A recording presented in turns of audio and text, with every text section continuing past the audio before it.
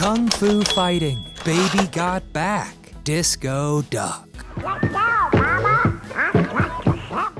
What do these very different songs have in common? They're all monster one-hit wonders, of course, and among the cheesiest songs of all time. It seems almost a prerequisite that if you write a one-hit wonder, it should be at least a tad cheesy. But despite their cheesy 80s flair, it doesn't mean we love them any less. In fact, it almost makes them more endearing. Most of these songs take us right back to a time when they ruled the airwaves and things were simple. Well, 1980s simple. I'm Nostalgic Nick with Do You Remember? And today we're queuing up some of the meltiest, most constipation-inducing songs from the me decade, the 1980s. Be sure to hit the thumbs up icon for us, and subscribe to the channel if you haven't already. But now, let's curdle some milk.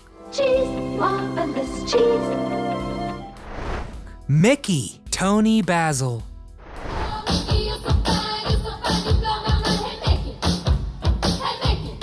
The opening line to Toni Basil's one and only hit song, creatively entitled Mickey. But in Basil's defense, it's nearly impossible to write a song about young love that doesn't sound cheesy, because teenagers are innocent and, yes, dumb. You take me by the heart when you take me by the hand. Might seem like the height of romance when you're 15, but several heartbreaks later and some emotional breakdowns, it just seems hopelessly naive. And then you watch the music video for Mickey and things do get worse. Cause hey, Basil does give it her all in the form of a dance routine, but then you notice she is 38 years old, trapezing around in a high school cheerleader's uniform. And this cheese seems to spoil a bit. Tarzan Boy, Baltimora.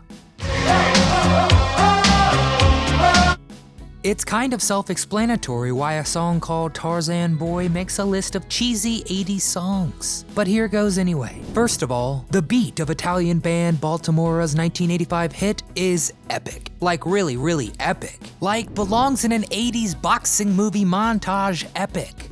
Then, right when you're getting pumped up, ready to land the haymaker, the first cries of come in, and you think, where is this going? Well, straight to the jungle, my friend, because Tarzan Boy is about exactly what you'd think. A lonely jungle boy just looking for love? Oof. And if you're just dying to get your Tarzan fix, but you want to eliminate the cheese, crank up Phil Collins' You'll Be in My Heart. And let the tears flow. It's Raining Men, the Weather Girls. Raining men. Hallelujah, it's raining men.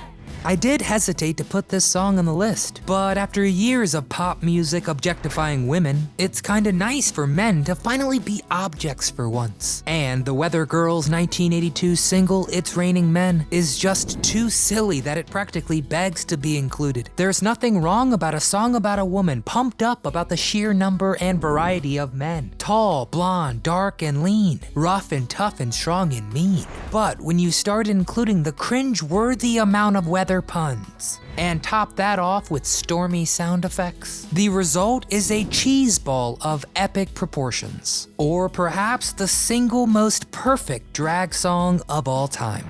Ice Ice Baby, Vanilla Ice. And now, onto the song that set white rappers back decades. Vanilla Ice's 1989 hit, which combined all of the worst elements of rap, startling dumb lyrics, and a beat stolen, without any credit from David Bowie and Queen's Under Pressure. Ice Ice Baby sounds like it was written by a middle-aged computer that had only been fed negative news stories about how hip-hop was ruining the youth of today. I mean, look at these lyrics. Quick to the point, no faking. I'm cooking MCs like a pound of bacon. It kinda sounds like it was written by a 16-year-old, which is exactly how old Vanilla Ice was when he penned this masterpiece cheese. Puttin' on the Ritz, Taco. If you're blue and you don't know where to go to, why don't you go where fashion sits? How does one take a classic song by master songwriter Irving Berlin, which has been sung by such luminaries as Fred Astaire and Bing Crosby, and transform it into an absolute cheeseball of a travesty? Well, you have it covered as a synth pop song in 1982 by none other than a taco. And suddenly a big band staple morphs into a pretentious, silly mess. You might be thinking that the singer's name being Taco is a choice that makes everything cheesier, but hold your horses, because Taco is his real parent-given name. His mother, Enchilada, and Papa Fritas, gave birth to a one-hit wonder. And no, don't even think about watching the music video in hopes of it being the song Salvation, as it prominently features actors in blackface. Oh no, Taco! What I Am, EDIE, BRICKEL, and New Bohemians.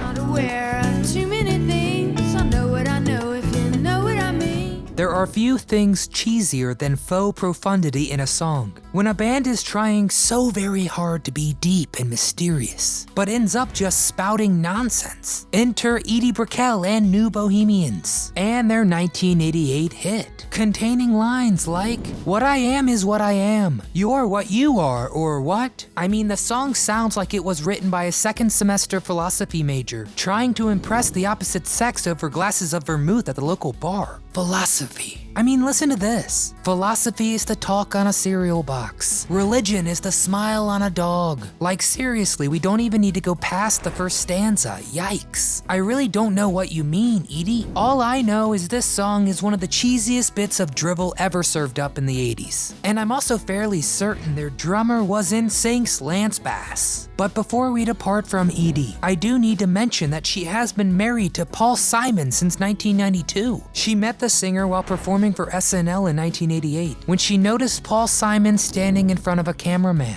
Huh, who'da thunk it? She blinded me with science. Thomas Dolby.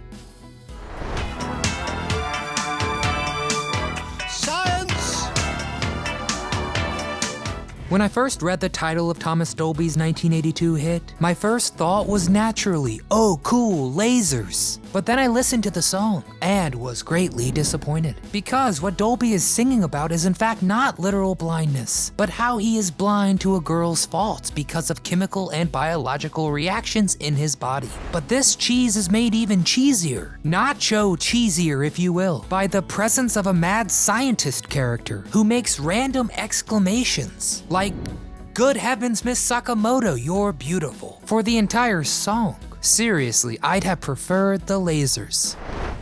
Funky Town, Lips Inc.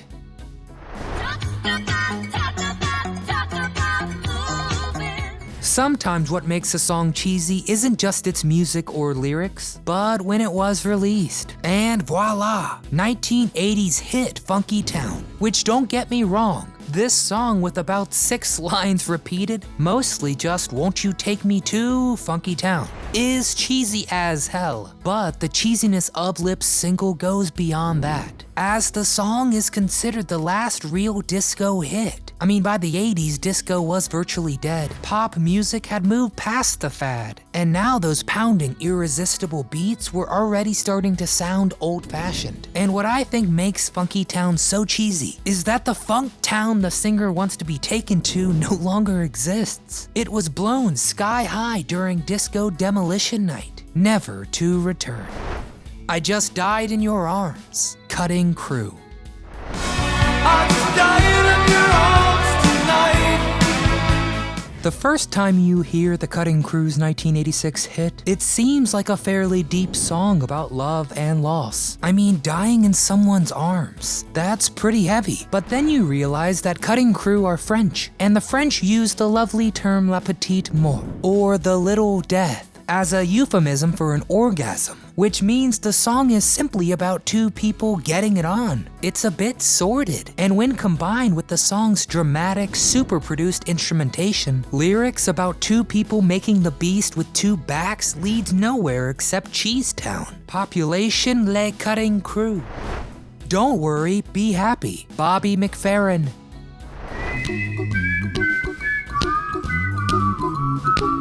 Okay, I know this one is sure to ruffle some feathers. But before you get all your pitchforks out for this 1988 hit, let me remind you that cheesy doesn't necessarily mean bad. And whether you love McFerrin's Ode to Carefree Living or you hate it, everyone must agree on its overwhelmingly cheesy aspect. I mean, McFerrin is basically offering up amnesia as a solution to all of life's problems. Don't worry, be happy. It's a lovely sentiment in a vacuum, but in the real world with real world problems, it comes off a bit cheesy. And there you have them, some of the cheesiest one-hit wonders from the 1980s. So how'd we do? Do you think any of these songs are actually full of deep meaning and not cheese stuffed? And what 1980s song did we miss? Drop them in the comments and we can always make a round 2. Please smash that thumbs up icon for us. And subscribe to the channel so you never miss any throwback fare. But until next time, from all of us here at Do You Remember,